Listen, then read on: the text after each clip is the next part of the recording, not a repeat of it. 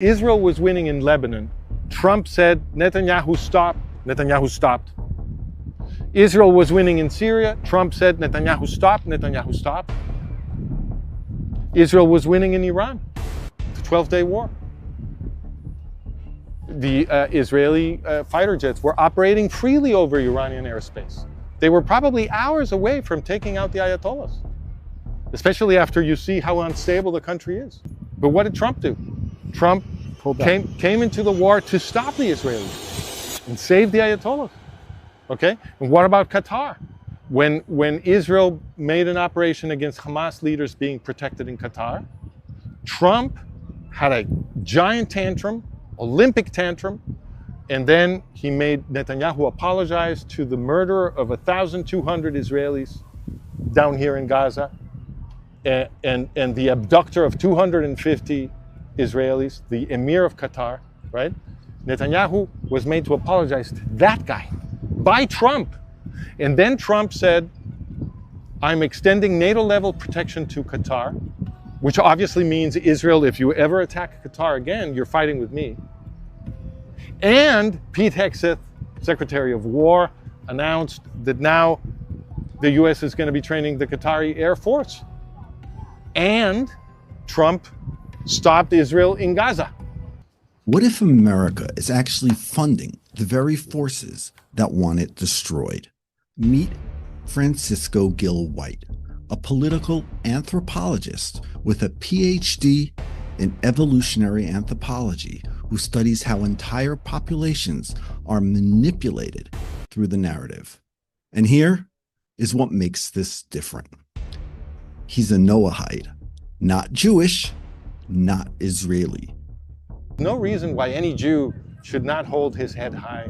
There is no record on earth like the record of the Jewish nation. Yet, he believes the Torah may be the only thing standing between the West and collapse. Let's dive in. It doesn't make sense for Jews to assume that they're going to live in peace. There's no such thing. There's no such thing for the Jewish people. Are you people in a madhouse? Did you forget the Shoah already? It's only been a generation. There's no such thing as living in peace. You have to win first. You have to save the Goyim. Then you will live in peace. If you haven't saved the Goyim yet, they will come and kill you. That's how it works. We're here with Dr. Gil White, PhD specialist on foreign affairs for Israel. Tell us maybe for a second the message that you would like to tell. We have two problems right now. So one problem is that our modern Western civilization, which is Noahide civilization, it's the nations of the world, of the West, organizing themselves according to Jewish principles, right? So that's what's going on. But that's shifting. I think there are giant forces that are pushing us out of the Noahide moral consensus. And really bad ideas, evil ideas are becoming, are being made sort of culturally acceptable.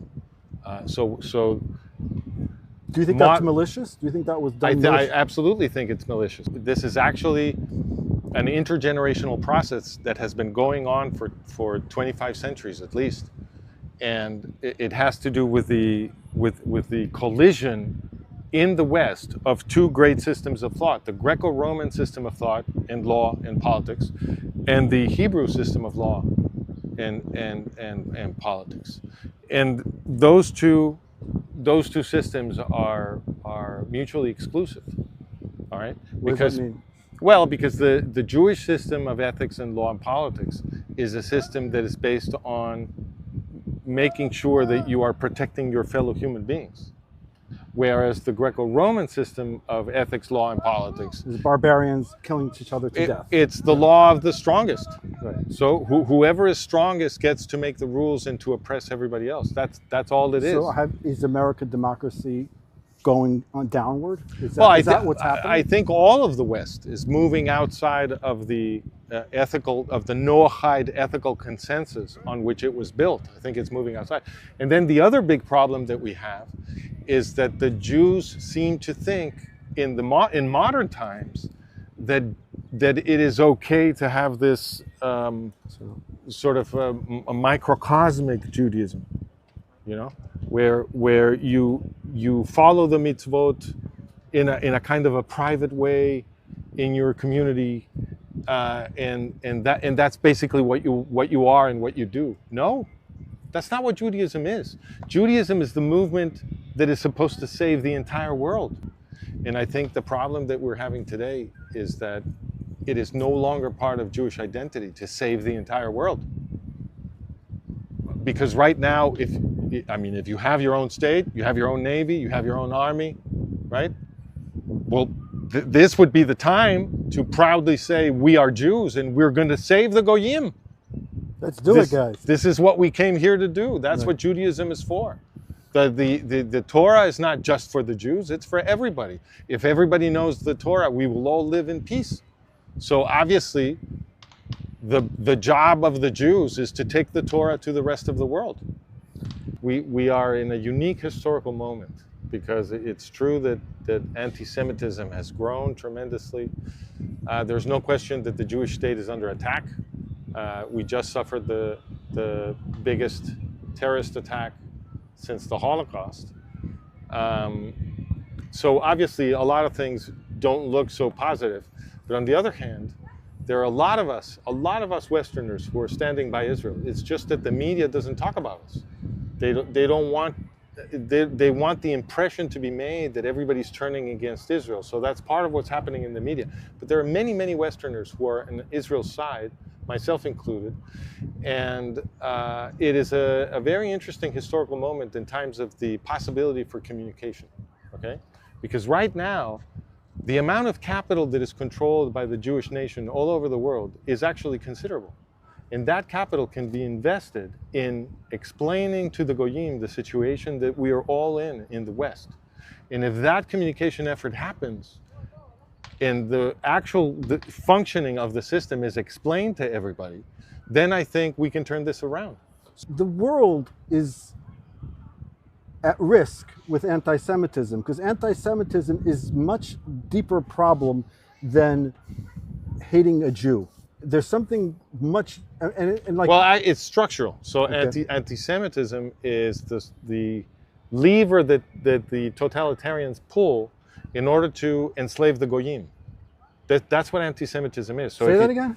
So anti-Semitism is the lever that the totalitarians pull in order to enslave the Goyim. Okay. It's functional. So if you look at the major enslaves them by them getting like, okay, let's get the Jew. No. Economy is bad. It enslaves. So when I say enslaved, that's literal. That's not metaphorical. In other words, I'm talking about literal slaves, people who have a master, who can't leave the master's home. I'm talking about literal slaves, okay? So think about World War II. Okay. So in World War II, who were the biggest anti-Semites? The Nazis. The Nazis, right? So what did the Nazis do? People now seem to remember only that the Nazis killed a lot of Jews. What history books are they reading? The Nazis killed upwards of 64 million Goyim, a war that was caused by the anti-Semites. All of the deaths are the fault of the anti-Semites. It doesn't matter who was shooting, because the war was caused by the anti-Semites. All of those deaths are on them. And the number of deaths in World War II ascends to about 70 million. So 64 million of those were non-Jews. Okay? 64 million non-Jews died because of the anti-Semites. So you would think people would say to themselves, well, if the anti-Semites killed 64 million of us last time around, right, and in addition to that, hundreds of millions of us Goyim, were made slaves by the Nazis, you'd think they'd go, you know what, no more anti-Semitism. This was a really bad idea. It was a very big cost for us. We won't do this again. What happened? So is this... Well, obviously, the educational system is designed so that people will not reach that conclusion. Obviously, because it's not a difficult conclusion to reach, which means that the entire management of reality to which Westerners are subjected to has to be carefully designed so that they will be susceptible to anti-Semitism again, despite the lesson of World War II. we had a lesson 9/11. You and I both remember 9/11. I remember I was driving on a back road to Beitar when it happened, and the entire world stood up. And I remember Bush getting up there and saying, "Saddam, we're after you. We're going to get you." And it was kind of like naive. They really had no idea what was going. It seemed like we were all in this bubble. After October 7th, there was an opposite reaction. Instead of going against Hamas, there was suddenly an ingathering of Hamas supporters. Well, that only reinforces the point we were discussing. I mean, it obviously, if it is possible for people to see October 7th and then side with Hamas, that is prima facie evidence that they have grown up in an indoctrination system that has destroyed their minds. That's the evidence right there. The people who are running the West today are obviously not interested in that. They've been investing a lot of money, a lot of time, a lot of energy supporting jihadism. That's what they've been doing. So obviously the people running our countries in the West have a completely different idea. And they're not going to be influenced by Jewish ethical values because that's what they're trying to destroy. So is this an inherent flaw in democracy? No. This is simply a problem that we've inherited from ancient times, because in ancient times, the same people were running society. So if you go back to the classical world in the West, these people were building stadiums so that they could watch a lion consume a human being. They were psychopaths, okay? Those were the people running the West. And those are still the same people running the West. It's just that now they have to pretend to be Democrats because there were democratic revolutions that forced constitutions on them and that changed the political grammar. So now we have elections, constitutions, parliaments, bills of rights, etc., because we fought for them from below, right? We established that. So now the same ruling elites that have always wanted to enslave us, they learn to speak a different language in the modern world so that they could stay in power.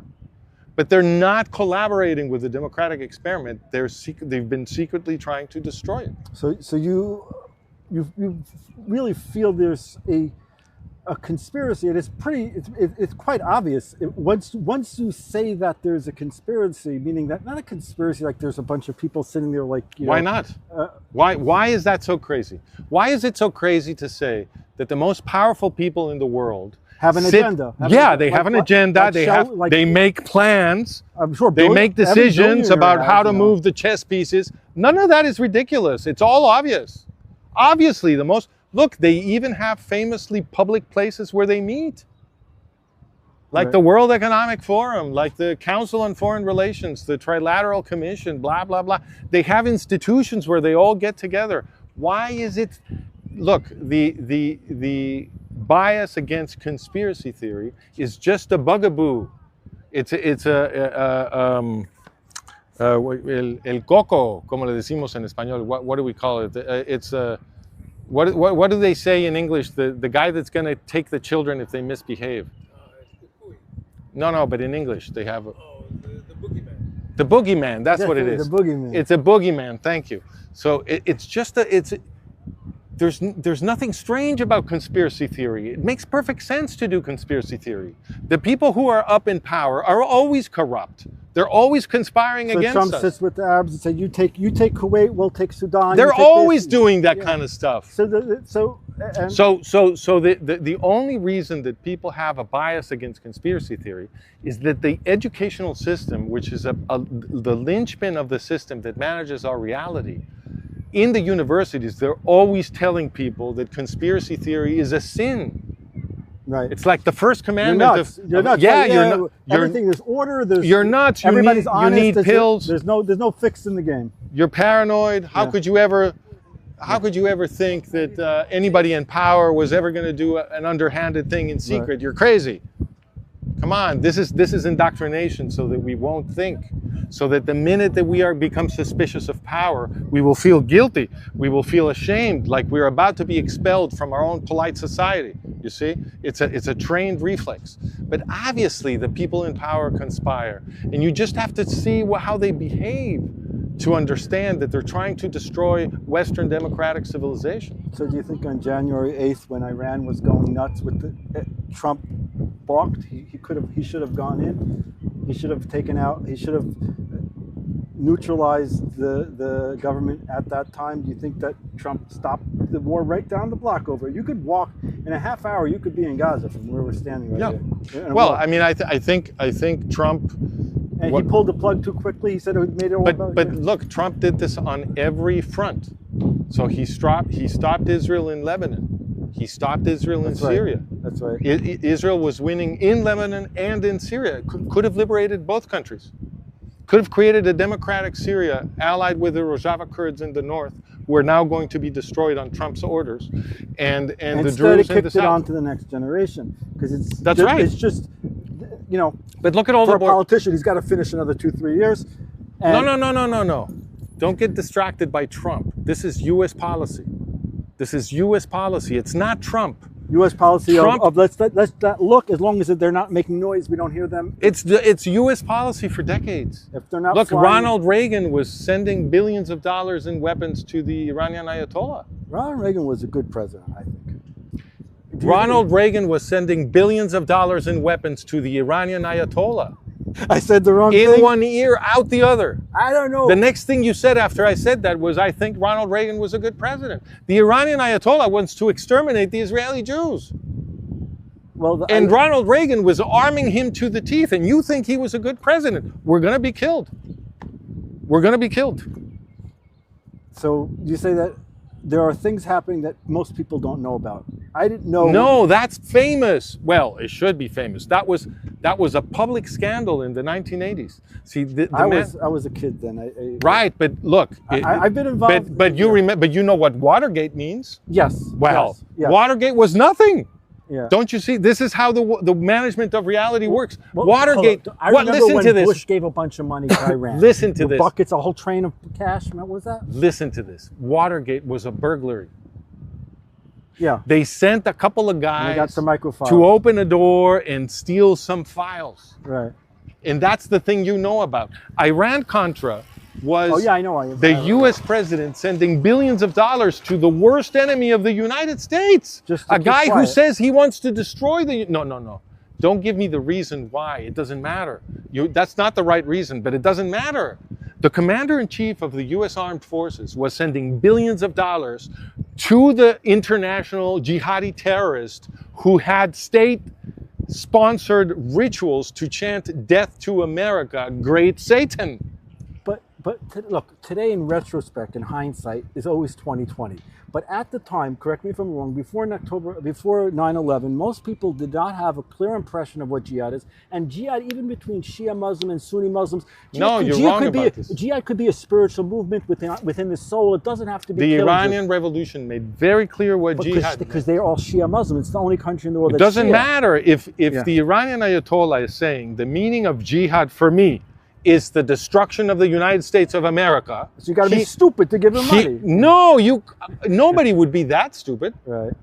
Obviously, that was not stupidity. So nobody is that stupid. Jihad means an inner movement of the soul of fixing. No, nobody is that stupid. The president of the United States is not an ordinary individual. He is not an ordinary human being. Right. The president of the United States sits atop a diplomatic bureaucracy, an intelligence bureaucracy. He has the best information in the world. He knows exactly what Ayatollah Khomeini really is. So when he sent all of those weapons, he knew exactly what he was doing. And it happened again recently with Iran. Yes, it's been happening all the time. That's my point. It's not Donald Trump. Well, I saw a political analyst was saying like this, that the reason why Trump doesn't want to go into Iran now is because they just signed a $54 billion deal with the UAE for oil and for munitions. Because if they go in there, then all the oil contracts go away, and they've been selling. Well, you know how you know that can't be the right explanation? Iran-Contra. They've been supporting the Iranian jihadists from the beginning. Once you know Iran-Contra, if you manage not to forget that it happened, then you know what the right model of the world is. They're supporting jihadism. So what you're saying is that essentially that America can't wrap their head around what jihadism means. No, that's not what I'm saying. America doesn't exist, number one. I'm talking about the presidents. I'm talking about the people who really make the decisions for America. Those people are not confused. America's confused. America doesn't. Ordinary Americans are confused. We're talking about the confusions that are poisoning the minds of ordinary Americans. I'm talking about the power elite. The power on the top. Those people are not confused about anything. They're the ones creating the indoctrination system that confuses everybody else. But they understand the world. They have armies of people gathering information for them, all kinds of experts. And of course, they use those experts. They're not idiots. They're playing the game of world power. Why would you not listen to the guy who knows something about Afghanistan? Of course you do that. You want to take power in Afghanistan, right? I'm reminded by Bush. After 9/11, he gets up there where he says, I'm going to go to the Middle East. I'm going to tell those to cut it out. Just stop the fighting. That was his message. I at the time, I thought the guy's an idiot. Like, do you not get what's going on? No, his job is to look like an idiot. No, and boy, did they cast him well. No, but they cast that guy perfectly. No, but what does that mean? Tell a jihadist to cut it out? He's ready to die. No, but he's not. That was never the intention. That's just the show. So this is what they say. Look, the show began with Ronald Reagan. Ronald Reagan, his entire presidential campaign was, I'm going to beat the shit out of the Ayatollah. That was his entire presidential campaign. And the whole campaign, he made fun of Carter for being a coward, for not standing up to the Ayatollah. Reagan was going to be John Wayne. He was going to show good and evil. He was going to show the jihadists who was who, and the U.S. was supreme, and this and that. And the minute he became president, he started sending billions of dollars a year in weapons to the Ayatollah Khomeini. Was he scared, or he just believes in them? No. How can they be scared? These are the presidents of the United States. They're not scared of anybody. So the deck is stacked. They're promoting jihadism. Promoting jihadism is their actual policy. That's why they send billions of dollars in weapons to the jihadists, because it makes the jihadists powerful. But in all fairness, they do send weapons to Israel, but Israel does... Not as many. Not as many. I'm about to publish an article. Well, I do one column. How much do the mortal enemies of Israel get from the United States, and how much Israel what gets? I was saying before. Let me give you the ammunitions. We got to produce ammunitions. You fight with them, and then we could sell ammunitions. Well, I agree with you that Israel has to have total autonomy in weapons production. I agree with that. But more importantly, I think that what that weapons production buys you is the more important thing, which is independence from U.S. foreign policy. I mean, Israeli foreign policy should be decided in Israel, not in Washington. I heard a study that they're not as dependent, that their GDP is only 8% supported through... No. Israel has zero. Israel is a vassal state. Israel is not a true state. So this is obvious from the way the war was conducted. So Israel was winning in Lebanon. Trump said, Netanyahu, stop. Netanyahu stopped. Israel was winning in Syria. Trump said, Netanyahu, stop. Netanyahu stopped. Israel was winning in Iran, the 12-day war. The Israeli fighter jets were operating freely over Iranian airspace. They were probably hours away from taking out the Ayatollahs, especially after you see how unstable the country is, right? So wait, but let me finish. But what did Trump do? Trump came into the war to stop the Israelis and save the Ayatollahs, okay? And what about Qatar? When Israel made an operation against Hamas leaders being protected in Qatar, Trump had a giant tantrum, Olympic tantrum, and then he made Netanyahu apologize to the murderer of 1,200 Israelis down here in Gaza, and the abductor of 250 Israelis, the emir of Qatar, right? Netanyahu was made to apologize to that guy by Trump. And then Trump said, I'm extending NATO-level protection to Qatar, which obviously means Israel, if you ever attack Qatar again, you're fighting with me. And Pete Hegseth, Secretary of War, announced that now the US is going to be training the Qatari Air Force. And Trump stopped Israel in Gaza. Yeah, he said, "Oh, it's all about the hostage." That narrative was a lie. That was a lie. It was not about but look at forget about that narrative. It's the pattern. There is no border of Israel in which Trump did not engineer the defeat of the IDF. He did it in every single front. So he is your enemy.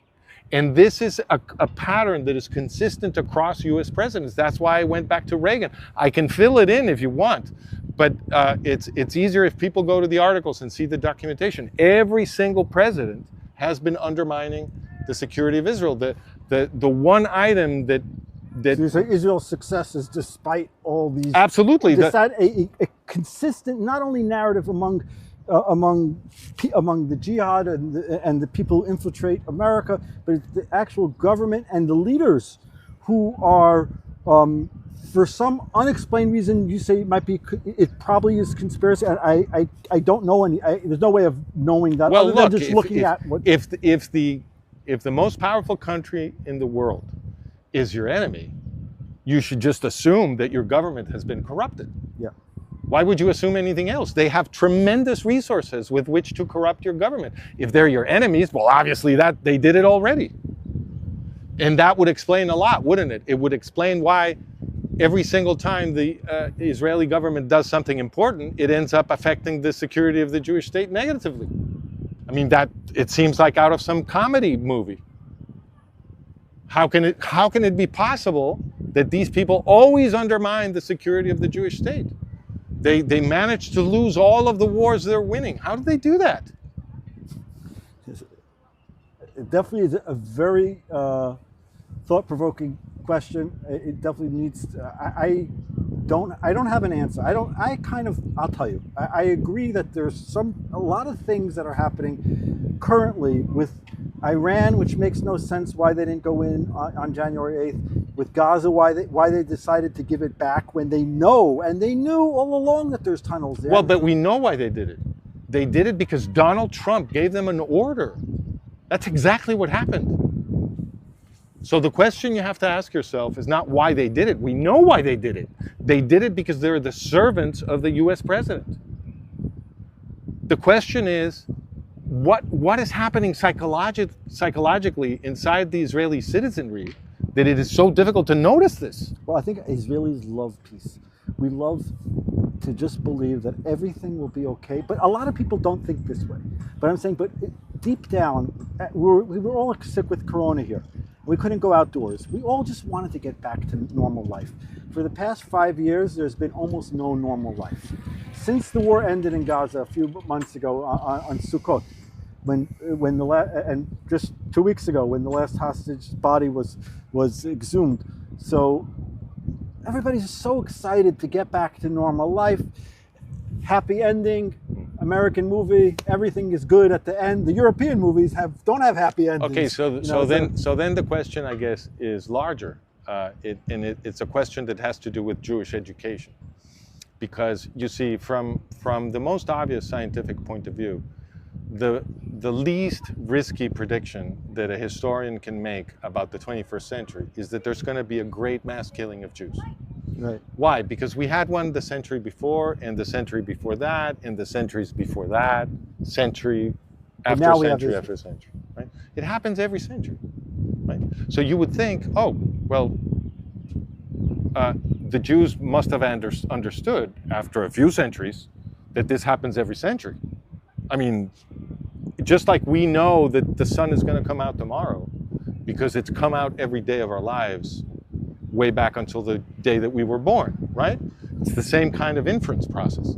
Why doesn't it happen with the Jewish people? Why are the Jewish people surprised when everybody comes to kill them again if it happens every century? And so I think the real question is about how is the educational system of the Jewish people structured so that it manages to raise a new generation of people who will be surprised when the very thing that happened to their grandparents and to their great-grandparents and great-great-grandparents happens to them. Or they could start being, I think what your final conclusion, if I understand you correctly, is let's start promoting godliness in the world. Let's start promoting a message. Well, no, I'm making a more superficial statement, if you will, which is that it doesn't make sense for Jews to assume that they're going to live in peace. Because you were talking about people want to get back to normal. There's no such thing. There's no such thing for the Jewish people. Are you people in a madhouse? Did you forget the Shoah already? It's only been a generation. There's no such thing as living in peace. You have to win first. Yeah. You have to win. You have to save the Goyim. Then you will live in peace. If you haven't saved the Goyim yet, they will come and kill you. That's how it works. We've seen it for centuries. So, okay, that's an excellent message. Thank you so much. The message, I think, if I understand, you'll just summarize. Tell me if I'm right. I'll give you the last blessing. The blessing to lead us out. Okay. So the message is, guys, that the Jewish people are special. And when we say we're special, it's not that we go on the little bus. What it means is that we have a mission, and this mission is blatantly obvious to every person in the world, but unfortunately sometimes to the Jew, it's less. He wants to try to fit in. He wants to be like every other nation. He wants to be like, let's just be like, Mexico or America. He wants to be humble about the Jews. No, yeah. The Jews are a heroic nation. So stand up, be proud to be Jewish, show your identity. And learn what it means to be a Jew. Look into history. A Jew is not just a victim. And that was the commercial for the Super Bowl where everybody was making fun of that the Jew was a victim. The Jew isn't a victim. The Jew is a 6 foot tall guy, and he's really strong, and the world looks up to him. And if he acts like a fool, then they're going to kick him. And they have good reason to kick him because he's not doing his job. So that's my opinion.